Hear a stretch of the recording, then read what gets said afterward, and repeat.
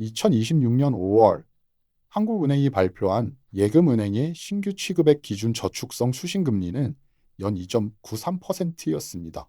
같은 기준의 대출금리는 연 4.19%였습니다. 둘을 빼면 1.26%포인트입니다. 1억 원에 단순히 곱하면 1년에 126만 원입니다. 그러면 예금자에게 293만 원을 주고 대출자에게 419만 원을 받아 그 차이 126만 원을 전부 가져가는 걸까요? 결론부터 말하면 이 차이는 실제로 존재하는 중요한 숫자지만 전부 순이익은 아닙니다. 오늘은 예대금리 차가 어디에서 생기고 그중 무엇이 비용이며 우리가 어떤 숫자를 비교해야 하는지 알아보겠습니다. 첫 번째로 풀어야 할 오해는 2.93% 예금과 4.19% 대출이 서로 직접 연결된 한 쌍처럼 보인다는 점입니다. 두 숫자는 2026년 5월에 새로 취급된 저축성 수신과 대출을 각각 금액으로 가중 평균한 결과입니다.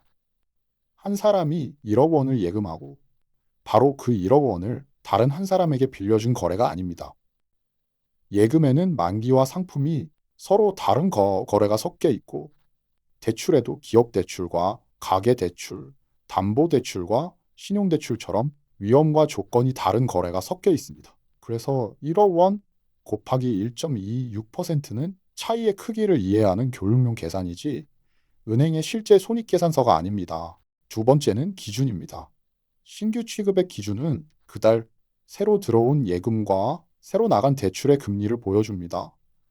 최근 시장 가격이 어느 방향으로 움직이는지 보기에 좋습니다.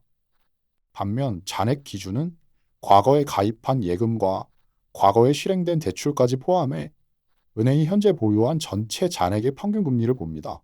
이 기준으로 보면 2026년 5월 말 총 수신 금리는 2.03%, 총 대출 금리는 4.31%였습니다. 차이는 2.28%포인트입니다. 신규 기준의 1.6%포인트보다 훨씬 큽니다. 어느 한쪽이 틀린 것이 아닙니다. 새 계약의 가격을 묻느냐, 쌓여있는 전체 계약의 이자 구조를 묻느냐가 다른 것입니다. 이제 대출금리 4.19%를 열어보겠습니다. 개인이 실제로 보는 대출금리는 크게 기준금리, 가상금리, 우대금리로 나눠볼 수 있습니다. 기준금리는 코픽스나 금융채 금리처럼 은행이 돈을 조달하는 시장 가격과 연결됩니다. 그 위에 가상금리가 붙습니다.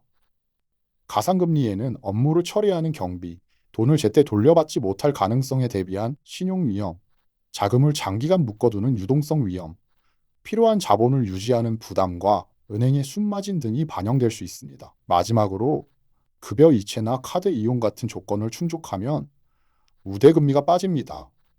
따라서 가상금리 전체를 은행이 그대로 챙기는 이익이라고 보면 안 되고 반대로 전부 어쩔 수 없는 비용이라고 봐도 안 됩니다.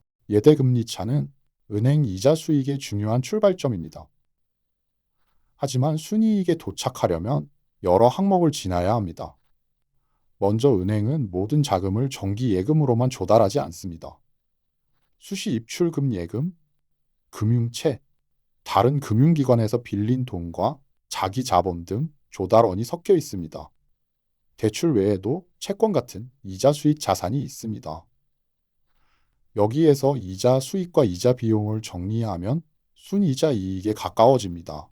그 다음 수수료나 금융상품 운용 같은 비이자 수익이 더해질 수 있고 인건비와 전산비, 지점 운영비 같은 비용이 빠집니다. 대출이 부실해질 가능성에 대비한 신용손실 충당 비용도 반영됩니다. 마지막으로 세금까지 지나야 순이익이 됩니다. 그러니 금리차는 이익의 원천이지만 순이익률 그 자체는 아닙니다. 여기서 반대쪽 오해도 피해야 합니다. 비용과 위험이 있으니 예대 금리차가 얼마든 상관없다는 뜻은 아닙니다. 다른 조건이 같다면 대출 금리가 오르고 조달 금리가 그대로일 때 은행이 이자 이익에는 유리하게 작용할 수 있습니다. 한국은행도 예대 금리차를 은행 수익의 원천이라고 설명합니다. 금융당국이 은행별 예대금리차와 기준금리, 가상금리, 우대금리를 나눠시하도록 한 이유도 소비자가 비교하고 경쟁을 촉진하기 위해서입니다. 올바른 결론은 은행이 1.25%포인트를 전부 공짜로 가져간다는 것도 전부 비용이라 남는 것이 없다는 것도 아닙니다. 얼마나 남는지는 실제 자산과 부채의 구성, 위험과 비용, 경쟁을 함께 봐야 합니다. 그러면 우리는 무엇을 확인해야 할까요? 첫째, 기사에 나온 숫자가 신규 취급액 기준인지 잔액 기준인지 봅니다. 둘째, 저축성 수신인지 총 수신인지 가계 대출인지 전체 대출인지 포함 범위를 확인합니다. 셋째, 내 상품을 고를 때는 같은 대출 종류와 같은 금리 유형, 비슷한 신용 점수와 담보 조건, 같은 시점의 금리를 비교합니다. 넷째, 대출 금리를 기준금리와 가상금리, 우대금리로 나눠 어느 부분이 달라졌는지 확인합니다. 평균 대출 금리가 4.19%라고 해서 누구나 4.19%로 빌릴 수 있는 것도 아니고, 평균 예금 금리가 2.93%라고 해서 모든 예금이 그 금리를 주는 것도 아닙니다. 오늘의 한 문장은 이렇습니다. 예대금리 차는 은행 이익의 출발점이지 은행이 그대로 가져가는 순이익률은 아닙니다. 숫자를 볼 때는 신규인지 잔액인지 어떤 상품이 섞였는지 기준금리와 가상금리와 우대금리가 어떻게 구성됐는지 차례로 확인해야 합니다. 오늘 가족과는 이렇게 이야기해 보세요. 우리 집 예금과 대출의 금리 차이는 몇 퍼센트 포인트이고 그 숫자를 같은 기준과 같은 시점으로 비교한 것이 맞을까요? 다음에 은행 금리 기사를 보면 이익이 얼마라는 결론부터 내리기 전에 숫자의 이름과 기준부터 읽어보세요. 오늘 영상이 도움이 되셨다면 구독과 좋아요로 함께 해주세요.